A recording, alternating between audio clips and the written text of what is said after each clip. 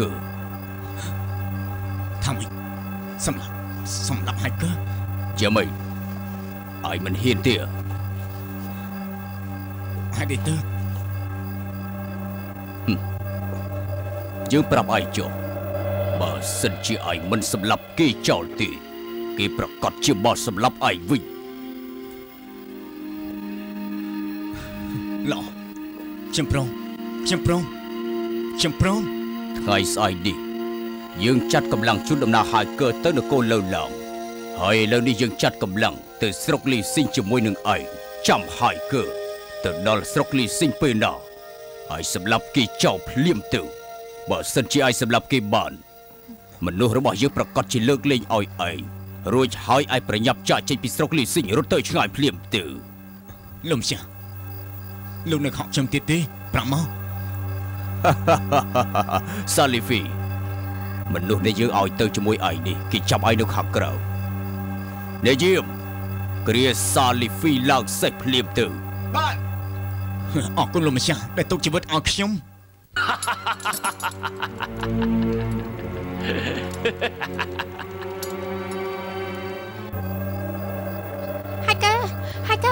Hacker ស្ដាប់តាមខ្ញុំកុំទៅអី Hacker លោកម្ចាស់វ៉ាងឈប់សិនពុកខ្ញុំមកហើយឥឡូវឡាឆាប់រកកន្លែងលាក់ខ្លួនទៅលើឡា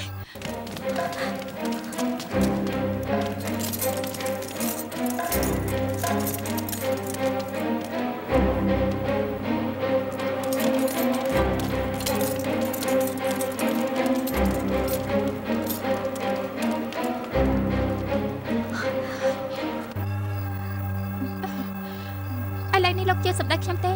ពួកគាត់ដោះលែងសាលីហ្វីហើយទោះបីជាលោកទៅក៏គ្មានប្រយោជន៍ដែរ Hacker លោកឆាប់រត់ទៅកុំទៅរកពួកខ្ញុំអីតែមិនបានទេហីពុករបស់នេះជាមនុស្សបោកប្រាស់ប្រាប់នេះតាមត្រង់ខ្ញុំមិនមែនជាប្រជាបុត្រលើឡើងទេប្រជាបុត្រលើឡើងពិតប្រាកដគឺស្លាប់បាត់ទៅហើយពុកនាងបានសន្យាថាជួយខ្ញុំដើម្បីសម្រាប់សាលីហ្វីទើបខ្ញុំព្រមបន្លំខ្លួនធ្វើជាប្រជាបុត្រតើនាងដឹងដែរទេរឿងនេះស្មុគស្មាញណាស់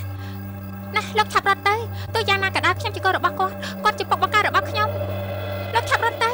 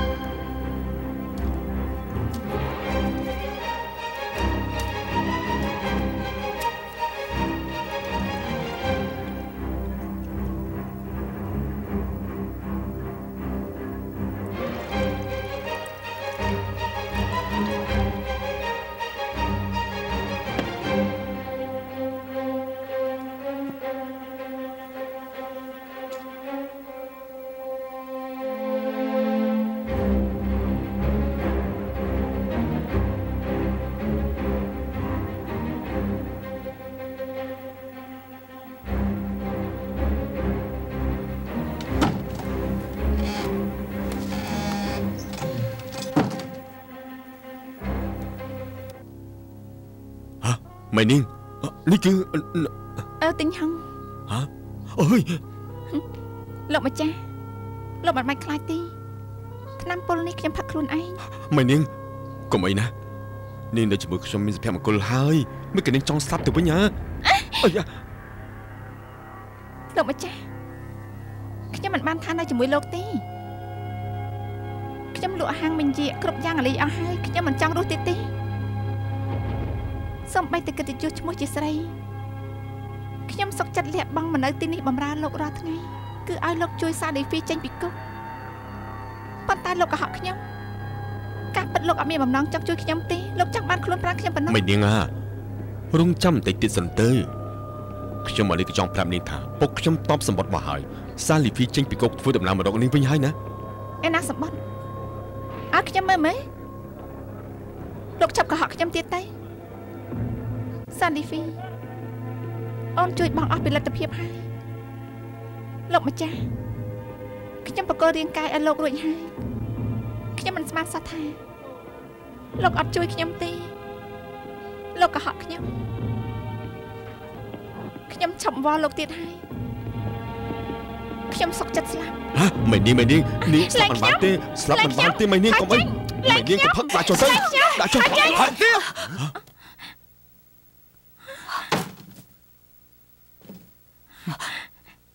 សាលីហ្វីយកដាក់ចេញស្រីថោកទៀត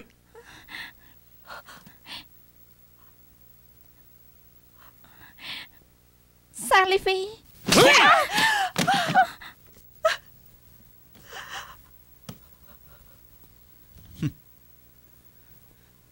ឯងហ៊ានដណ្ដើមស្រីរបស់យើងផងស្រីរបស់ឯងហើយមិនត្រឹមតែជាឆ្កែមួយក្បាលដែលយើងចិញ្ចឹមតែប៉ុណ្ណោះទេជីវិតឯងនៅនឹងដៃយើងថែមទៀតឯងដឹងដែរទេហ៎ស្រីរបស់ឯងយើងចង់ឡើងក្រេតជាមួយគេវាជារឿងរបស់យើងទេ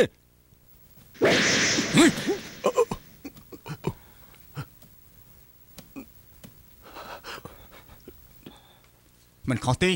យើងជាឆ្កែប៉ុន្តែឆ្កែមួយក្បាលនេះធ្វើដើម្បីមីនាងធ្វើដើម្បីស្រីដែលយើងស្រឡាញ់ថ្ងៃនេះគេជាឆ្កែរបស់ឯងយើងជាមនុស្សវិញហើយសាលីហ្វីអាចឆ្កែឆ្កូតអាចចង់ធ្វើស្អីយើងចង់ធ្វើស្អីថ្ងៃនេះយើងមិនមែនជាឆ្កែទេថ្ងៃនេះយើងចង់ឯងដឹងថាឆ្កែចេះខំមនុស្ស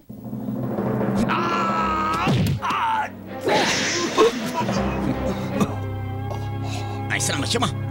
យើងតាមរកកំបិតអ៊ូជីមិនមែនសម្រាប់ឯងទេយើងធ្វើដើម្បីខ្លួនឯងធ្វើដើម្បីរស់តទៅទៀត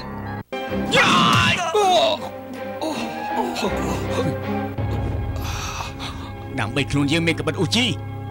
យើងជាអ្នកក្លាហាននៅវាខ្សាច់មានកំបិតអ៊ូជីសាលីវីយើងគឺជាមនុស្សមិនមែនឆ្កែទេ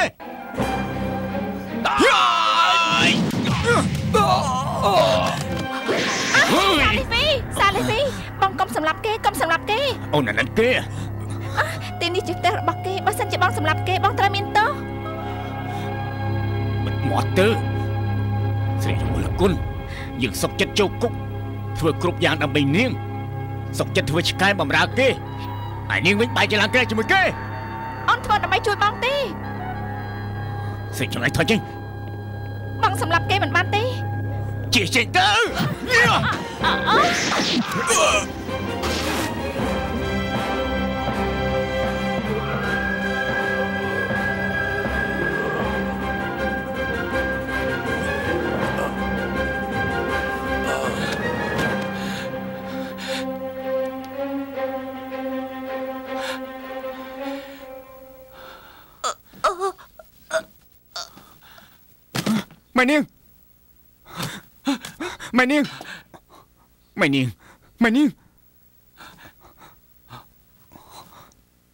ម៉ែនាងដឹកខ្លួនឡើងម៉ែនាងដឹកខ្លួនឡើងសាលីហ្វីអូនធ្វើនេះគឺដើម្បីចង់ជួយបងដឹងហើយបងប្រុសរបស់អូនបងជាអ្នកសម្លាប់មែនទេពិតមែនហើយគឺបងជាអ្នកសម្លាប់រឿងនេះនៅក្នុងចិត្តបង5ឆ្នាំមកហើយ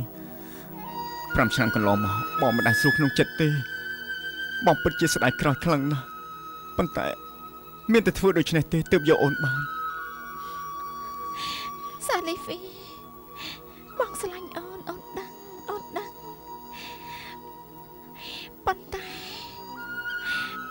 បងចង់បានគ្រូរបស់អូនសម្រាប់ពុកអូននិងប្អូនប្រុសអូនសម្រាប់សាច់ញាតិរបស់អូនបងធ្វើខុសហើយបងដឹងទេមិននេះបងក៏រួចហើយថ្ងៃក្រោយបងជប់លេងក្បិតហើយលេងក្បិតគ្រោះថ្នាក់ណាស់បងជប់តាមរកក្បិតអ៊ូជីមិនឲ្យអូនមករំពីបងទៀតទេពួកយើងទៅរកកន្លែងដ៏សែនឆ្ងាយរស់នៅដោយស្ងប់ស្ងាត់តែល្អទេបានទេម៉ែនាងយឺតបែបហើយបើសិនជាបងស្រឡាញ់អូនពិតមែនបងពិសាទិញហងតែរួចហើយពួកយើងរកកន្លែងស្ងាត់មួយបង្កើតកូនបង្កើតចៅមិនបែកគ្នាជារៀងរហូត យើងនឹងមានសុភមង្គល